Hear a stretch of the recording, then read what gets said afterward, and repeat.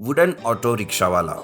धर्मापुरी नाम के गांव में शेखर और भास्कर नाम के दो ऑटो रिक्शा वाले रहते थे। दोनों अच्छे दोस्त थे। दोनों का काम ऑटो में पैसेंजर को छोड़ना रहता और दोनों आए हुए रुपयों से ही अपनी जिंदगी गुजारते थे।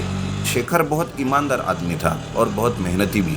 वो हर रोज सुबह सुबह ही ऑटो रिक्शा स्टैंड पर आता, जिस वजह से उसे दिन के शुरुआत से ही अच्छे ग्राहक मिलते थे और उसकी अच्छी कमाई होती थी। रोज रिक्शा स्टैंड पर जाने से पहले वो एक मंदिर में जाता और मंदिर के बाहर जो गाय बैठकर थी उसे रोटी खिलाता था। लेकिन भास्कर रोज रात को दारू पीता, जिस वजह से वो दूसरे दिन देरी से उठता और ऑटो रिक्शा पर देरी से ही आता, जिस वजह से उसे अच्छे ग्राहक नहीं मिलते और उसकी ठीक से कमाई नहीं होती थी। एक दिन भास्कर रिक्शा ऑटो पर भी दारू पी रहा था, जिसे देख शेखर कहता है, अरे भास्कर, अब बस कर, कितना दारू पिएगा? ग्राहक आने का समय हो गया है। उन्हें तुम अगर दारू पीते हुए दिखे तो वो तुम्हारी ऑटो में नहीं बैठेंगे। हाँ, तो इसमें तेरा ही फायदा है ना। तू तो चाहता ही नहीं कि मुझे कोई सवारी मिले, क्यों? सच कहा ना। अरे नहीं भास्कर, ऐसा नहीं है। मैं तो तुझे अच्छे से बात बता रहा था। अबे रहने दे बे अपनी बातें अपने पास, मुझे मत सिखा। आया बड़ा, चल निकल। तभी एक पति पत्नी ऑटो रिक्शा पर आते हैं और भास्कर सामने आकर उन्हें कहता है, आइए आइए साहब, बोलिए कहाँ जाना है, मैं छोड़ देता हूँ आपको। अरे बाप रे, तुमने कितनी दारू पी रखी है? हम नहीं बैठेंगे तुम्हारी ऑटो में। ऐसा कहकर वे दोनों पति पत्नी शेखर की ऑटो में बैठते हैं और वहां से चले जाते हैं। ये देखकर भास्कर को बहुत गुस्सा आता है और वो फिर से एक बोतल दारू पी जाता है और कहता है, अरे इस शेखर ने तो हद कर दी है, अब तो ये मेरे ग्राहक भी ले रहा है। ठीक है बच्चू, देखता हूँ तुझे। ऐसा कहकर भास्कर रात को शेखर के घर जाता है और उसके ऑटो रिक्शा पर पेट्रोल डालकर उसे जला देता है और वहां से भाग जाता है। शेखर सुबह उठकर जब तैयार होता है और ऑटो की तरफ देखता है तो फूट फूट कर रोने लगता है। उसे समझ में नहीं आता यह सब क्या हो गया है। वो भागते हुए मंदिर जाता है और भगवान से प्रार्थना करने लगता है, हे भगवान, ये आपने क्या किया? मेरी ऑटो को जला दिया। अब मैं क्या करूंगा भगवान? मेरा सारा परिवार इसी ऑटो पर पलता था। बताइए भगवान, मैं क्या करूं? थोड़ी देर बाद भगवान से प्रार्थना करने के बाद शेखर मंदिर से घर जाता रहता है कि तभी मंदिर में उस गाय को वो देखता है जिसे वो रोज रोटी खिलाता था। शेखर उसके पास जाता है और उसे कहता है, मुझे माफ करना गाय माता, आज मैं तुम्हारे लिए कुछ नहीं ला पाया। मेरी ऑटो जल गई। अब मुझे समझ नहीं आ रहा है कि मैं क्या करूं। तभी अचानक वो गाय बोलने लगती है। वो कहती है, कोई बात नहीं शेखर, तुम मुझे रोज रोटी खिलाते थे, इसलिए मैं बहुत प्रसन्न हूँ तुम पर। मैं तुम्हें कुछ देती हूँ जिससे तुम्हारा ऑटो ठीक हो जाएगा। वो गाय शेखर को चंदन की कुछ लकड़ियां देती है और शेखर से कहती है, ये लो शेखर, इन चंदन की लकड़ियों को पीसकर तुम अपने जले हुए ऑटो पर डाल देना, तुम्हारा ऑटो ठीक हो जाएगा। शेखर वो चंदन की लकड़ियां लेकर उसे पीसता है और उसे अपने जले हुए ऑटो पर डाल देता है। थोड़ी ही देर में ऑटो पूरी तरह चंदन की लकड़ी का बन जाता है और उसमें से बहुत खुशबू आने लगती है। थोड़ी देर के बाद वुडन ऑटो लेकर शेखर ऑटो रिक्शा स्टैंड पर जाता है। ऑटो जहाँ जहाँ से जाता उसकी खुशबू आने लगती थी और लोग उसे सुनकर प्रसन्न होते थे। शेखर को अपनी वुडन ऑटो के साथ देखकर भास्कर कहता है, अरे शेखर, ये लकड़ी का ऑटो। अबे पागल हो गया क्या? लोग तो इसमें बैठते ही ये ऑटो टूट जाएगा। अरे भास्कर, कल रात को मेरा ऑटो जल गया था, इसलिए अब यही मेरा ऑटो है।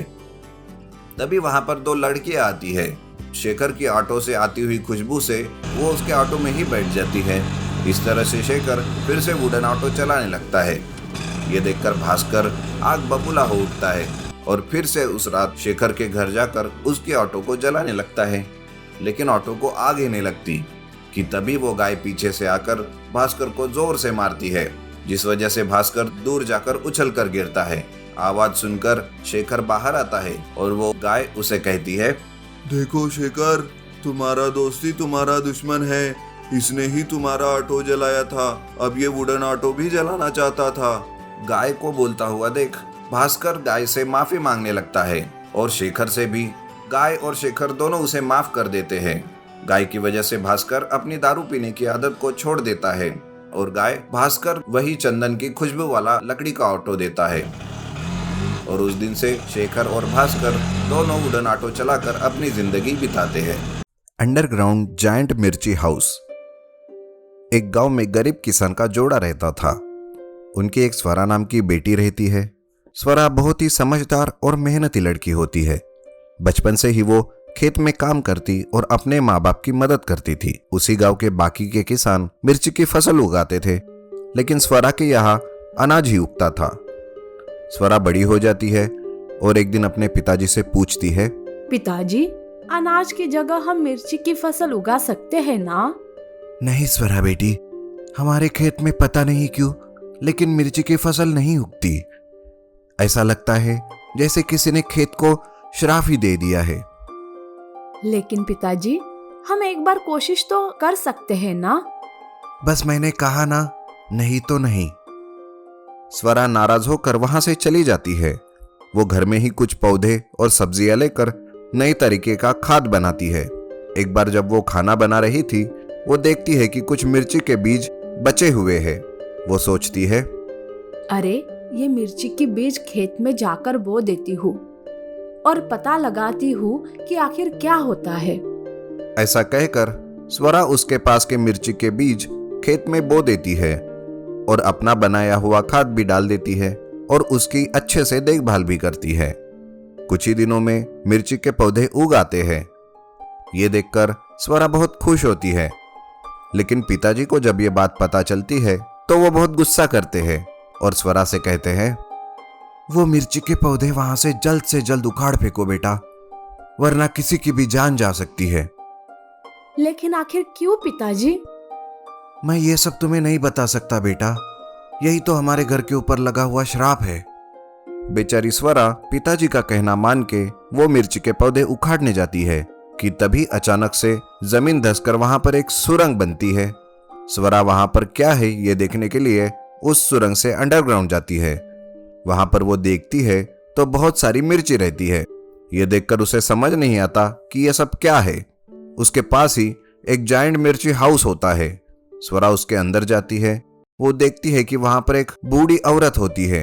वो स्वरा की तरफ देखती है और कहती है, आओ बेटा, ये सारी मिर्ची लेकर जाओ और बाजार में बेच लाओ। लेकिन ये सब क्या चमत्कार है, मुझे कुछ समझ नहीं आ रहा है। बेटा, कोई श्राप नहीं है हमारे घर के ऊपर। दरअसल हमारे खेत में उच्च प्रति की मिर्ची होती है, जिस वजह से गांव के लालची जमींदार ने हमें रोक रखा है मिर्ची की फसल लेने से।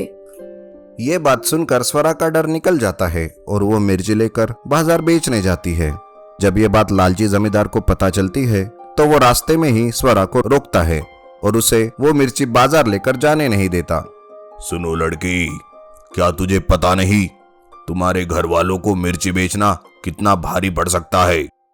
हाँ, लेकिन मैं सब समझ गई हूँ। तुम जानबूझकर हमें मिर्ची बेचने क्यों नहीं देते हो।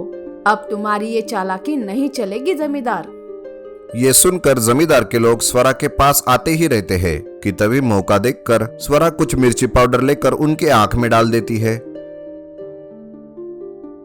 और मिर्ची लेकर वहां से बाजार भाग जाती है। मिर्ची का उच्च प्रति का होने की वजह से उसकी अच्छी कीमत स्वरा को मिलती है। धीरे धीरे स्वरा सारी अंडरग्राउंड जायंट मिर्ची हाउस से मिर्ची बेच देती है और ढेर सारे रुपए कमाती है और खुद 2 हट्टे कट्टे पहलवान अपनी खुद की रक्षा के लिए वो रख देती है। उस दिन के बाद जमींदार कभी स्वरा को तंग नहीं करता और स्वरा अपने खेत में मिर्ची की फसल उगाने लगती है और जायंट अंडरग्राउंड मिर्ची हाउस में रखकर उसे धीरे धीरे बाजार में बेचती है।